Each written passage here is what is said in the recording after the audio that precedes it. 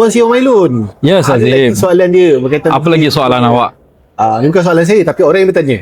Okey, ramai sangat muflis sekarang. Memang pun. Okey, dia ni rupanya yang bertanya tadi, dia baru bebas daripada muflis. Okey. Dia nak tanyalah, adakah dia ni baru bebas daripada muflis, dia ada kebolehan ke untuk buat pinjaman yang baru? Okey. Dia ni seorang penjaga.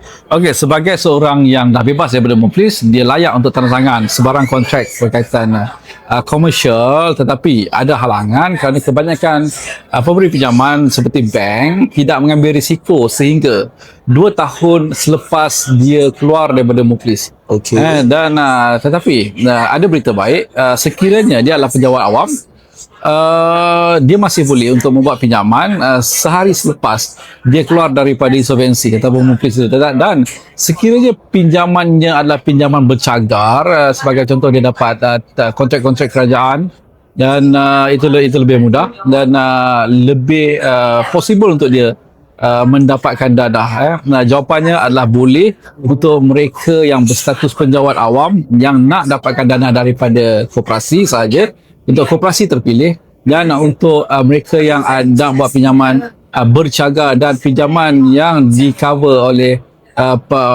paymaster yang bagus seperti government agency. Jadinya apa yang lebih baik, anda datang ke konsultan macam kami di Mailun, kerana kami master agent kepada banyak koperasi di Malaysia, dan ada setengah koperasi yang masih sudi memberi anda pinjaman walaupun 1 hari selepas anda keluar daripada program kebengkapan. Ada apa-apa lagi, Azim? Okey, setakat itu saja dulu. Kita tunggukan soalan berikut. Baik, salam kat pelanggan tu. Baik.